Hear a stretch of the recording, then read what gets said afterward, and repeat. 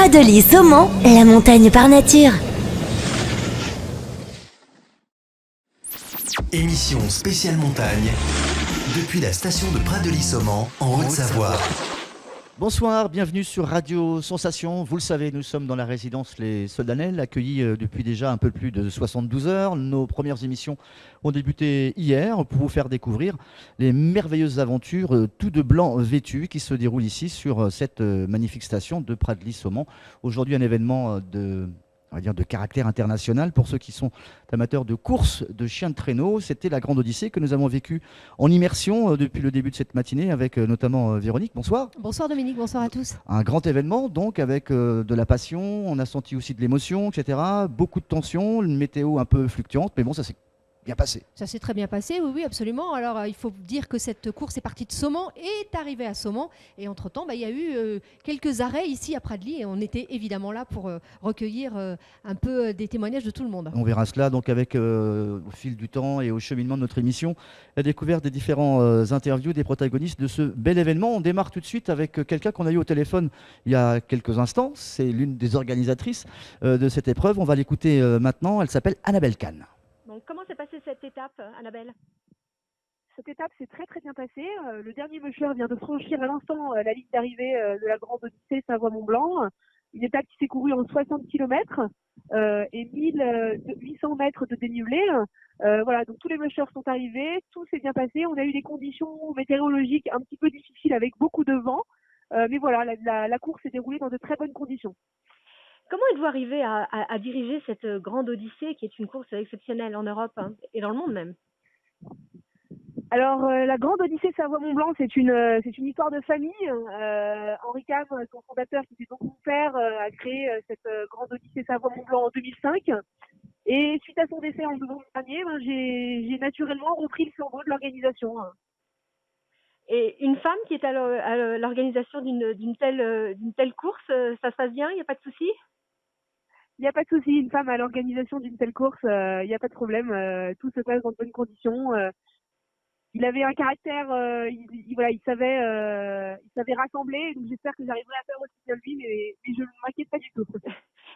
Dites-nous pourquoi, ceux qui nous écoutent, pourquoi est-ce que cette course est aussi exceptionnelle? Alors cette course est exceptionnelle, c'est une course qui est une course à étapes, donc c'est un peu différent des grandes courses dans le Nord où on part d'un point A et on arrive à un point B et l'arrivée finale se fait au point B.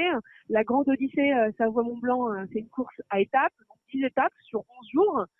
C'est une course qui rassemble des mushers de haut niveau, donc cette année on a 20 mushers athlètes de haut niveau, 250 chiens, et la particularité c'est également qu'on traverse deux départements, donc le département de Haute-Savoie et le département de Savoie. Donc voilà, une compétition à étapes, difficile puisqu'on est dans le massif alpin également, avec beaucoup de dénivelé, ce qui peut être différent des autres courses de chiens de traîneau où on est plutôt sur du plat. Voilà. Il y a toujours beaucoup de gens qui viennent applaudir les mushers et les chiens et puis saluer votre organisation. Ça vous fait chaud au cœur? Vous êtes fiers de ce public qui vous suit? Ça me fait chaud au cœur d'être fier de ce public qui nous suit. Après, c'est bien également pour les mushers, comme les mushers, les chiens, voilà. Ils sont encouragés tout au long du parcours, ils sont encouragés sur les départs, sur les arrivées. C'est important également pour eux d'avoir ce soutien du grand public. Très bien. Merci beaucoup Annabelle. Merci. Merci. Annabelle Kahn, la tête pensante, on peut l'appeler ainsi, de l'organisation de la Grande Odyssée Savoie-Mont-Blanc, avec une étape aujourd'hui à Pradelis-Saumon. Et pour en savoir un peu plus justement sur cette Grande Odyssée, pour ceux qui viennent de prendre l'émission en cours, mais de quoi parle-t-il? On va en savoir un peu plus avec vous, Véronique. Racontez-nous l'histoire de cette Grande Odyssée. Eh bien Dominique, tout a commencé par une question. Figurez-vous, nous sommes en 2002, Henri Cam. Vous vous souvenez, Cam, c'est exactement comme Annabelle, puisque c'est son père, elle en a parlé tout de suite. Henri Cam, un dirigeant d'entreprise high-tech qui soutient des événements sportifs nature et aventure, va rencontrer le célèbre aventurier Nicolas Vanier. Ils vont devenir amis. Et Nicolas Vanier prépare justement la Yukon Quest, la course mythique de chiens de traîneau qui joint le Canada à l'Alaska. Et là, Henri va lui poser cette fameuse question, mais pourquoi n'y a-t-il pas de course en Europe? Eh bien parce que personne ne s'en occupe, va répondre Nicolas. L'idée va alors commencer à germer dans leurs esprits et ils vont se mettre au travail. Ils rencontrent des spécialistes de chiens de traîneau, des organisateurs de courses, des vétos, des mushers et ils vont monter ce qui va s'appeler donc la Grande Odyssée, la plus grande course que jamais l'Europe n'aura connue. L'idée est que l'homme et l'animal évoluent en parfaite harmonie dans une nature authentique. D'accord, donc la première édition, elle a à peine 10 ans, elle est née en 2005. C'est ça, absolument, 2005. Elle va partir d'Avoria, cette fois-là, avec 18 mushers déjà, représentant 10 nationalités, accompagnés d'environ 300 chiens, dans le domaine des Portes du Soleil et celui de Haute-Maurienne vanoise. La deuxième édition, elle aura lieu dès l'année d'après, le 8 janvier 2006. Et voilà, la régularité de l'organisation va permettre d'inscrire cette Grande Odyssée parmi les grandes compétitions alpines hivernales. Et elle rassemblera dès la deuxième édition déjà 70 000 spectateurs. Et tous les ans, aura lieu cette fameuse Grande Odyssée qui a lieu donc en ce moment avec de plus en plus de spectateurs, de plus en plus de participants et même de plus en plus de monde dans le staff. Partie de rien, mine de rien, elle est devenue la plus grande course de chiens de traîneau à étapes du monde. Justement, on parle de chiffres, on parle de records. La Grande Odyssée de nos jours, en chiffres, ça donne quoi? C'est assez impressionnant, Dominique.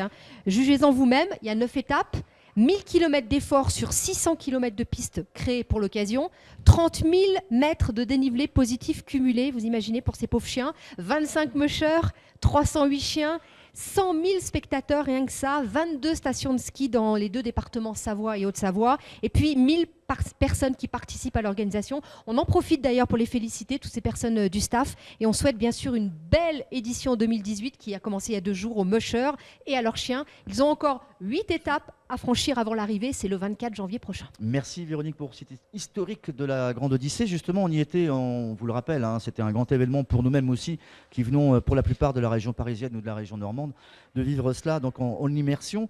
La Grande Odyssée, c'est aussi des gens qui travaillent un peu dans l'ombre, qui sont soit des filmeurs, soit des photographes. Vous avez rencontré quelqu'un qui s'appelle Thomas.